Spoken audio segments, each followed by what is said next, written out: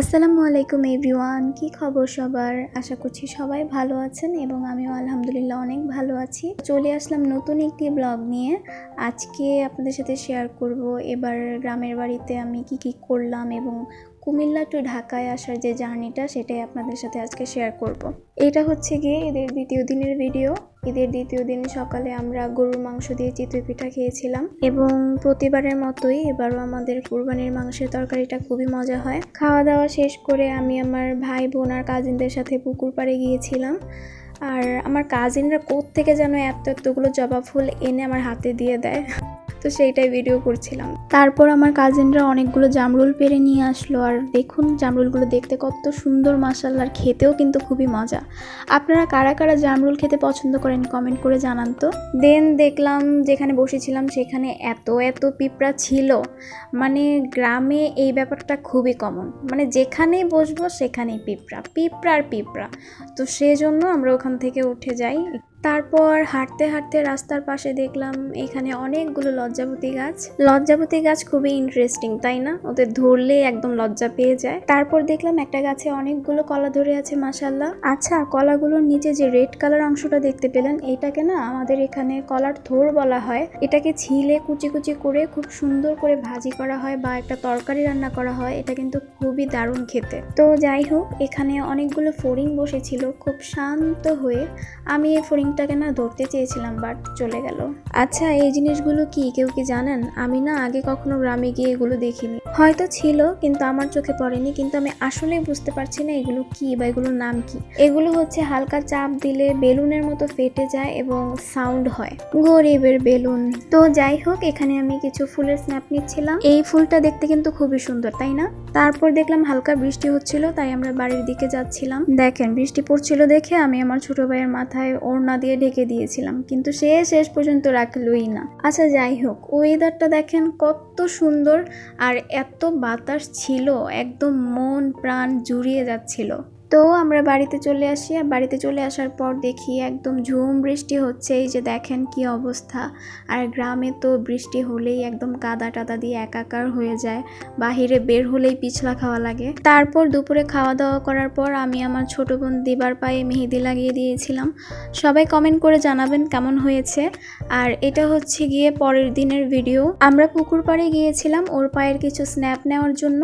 তো এটা হচ্ছে গিয়ে আমার অর্গানিক মেহেদির ফ্রেশ স্টেন, মানে মেহেদিটা তোলার পর যে কালারটা সেটা। আর অর্গানিক মেহেদি একদম ডার্ক কালার আসতে কিন্তু 48 ঘন্টা সময় লাগে। আপনারা যারা আমার অর্গানিক মেহেদি অর্ডার করতে চান তারা আমার Facebook page Mehedi art by Dina পেজে ইনবক্স করে ফেলতে পারেন। তারপর হঠাৎ দেখলাম আমার এক কাজিন হাত দিয়ে কিভাবে যেন মাছ ধরে ফেলে পুকুর থেকে। তো এই মাছগুলো কিন্তু অনেক ছোট, এগুলোকে মেবি পোনা মাছ বলা হয়। আর এরকম ছোট মাছ দেখতে কিন্তু আমার কাছে খুবই কিউট লাগে। তো ভিডিও করা শেষ হলে ওরা ছেড়ে দেয় পুকুরে। দেন আমরা ঢাকার উদ্দেশ্যে রওনা হয়ে যাই। আর এখানে আমার সব কাজিনরা চাচা চাচিরা দাঁড়িয়ে ছিল আমাদেরকে বিদায় দেওয়ার জন্য। আমরা হচ্ছে এখান থেকে অটো নিয়েছিলাম স্টেশনে যাওয়ার জন্য, আই মিন রেলওয়ে স্টেশন। আমরা সবসময় Dhaka to Comilla, Comilla to Dhaka train দিয়েই যাতায়াত করি। হ্যাঁ, বাস দিয়েও যাওয়া যায়, কিন্তু ট্রেন জার্নিটাই আমাদের 3 ভাই বোনের কাছে খুবই কমফোর্টেবল মনে হয় বা আরামদায়ক মনে হয়। বাসে করে গেলে দেখা যায় আমার ছোট ভাই বিশেষ করে খুবই অসুস্থ হয়ে যায়। এই তো আমরা আমাদের স্টেশনে চলে এসেছি। এখানে আমি আমার ছোট বোন দিবার হাতের মেহেদির স্ন্যাপ নিচ্ছিলাম আর ওয়েট করছিলাম কখন ট্রেন আসবে। ট্রেন অবশ্য সেদিন একটু লেট করে এসেছিল। তারপর ফাইনালি ট্রেন চলে আসে আর আমরা তাড়াতাড়ি করে উঠে সিট খুঁজে বসে পড়ি, কারণ ট্রেন হচ্ছে 3-4 মিনিটের বেশি কোথাও দাঁড়ায় না। আর আমি এখানে হচ্ছে একটু ভিডিও করছিলাম। চলেন আপনাদের একটা জিনিস দেখাই। এই যে এটা হচ্ছে গিয়ে ইন্ডিয়ার সীমানা, আর পাহাড়ের উপর যে গাছগুলো দেখতে পাচ্ছেন এগুলো হচ্ছে ইন্ডিয়ার রাবার গাছ। দেখেন বাহিরের ভিউটা কত সুন্দর, আর আকাশটা মেঘাচ্ছন্ন হয়ে আছে।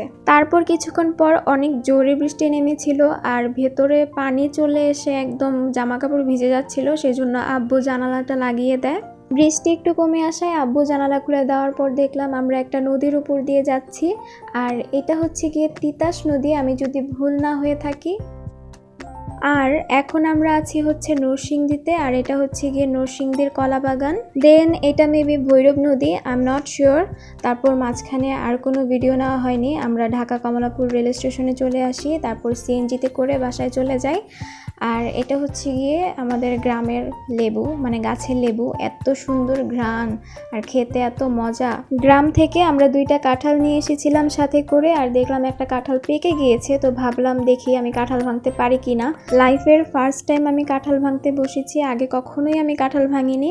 তো দেখলাম যে না, আমি খুব ইজিলি কাঁঠালগুলো বের করে নিয়ে আসতে পারছি। আর এই কাঁঠালটা খুবই মজা ছিল আর দেখতেও খুবই সুন্দর ছিল মাশাআল্লাহ। আমার কাছে না এরকম ছোট ছোট কিউট কিউট মিষ্টি নরম কাঁঠাল খুবই ভালো লাগে। শক্ত মিষ্টি ছাড়া কাঁঠাল আমার কাছে ভালো লাগে না। তো আজকে এই পর্যন্তই, চলে আসবো আবার নতুন কোনো ভিডিও নিয়ে। সবাই ভালো থাকবেন, সুস্থ থাকবেন আর আমার জন্য দোয়া করবেন। আল্লাহ হাফেজ।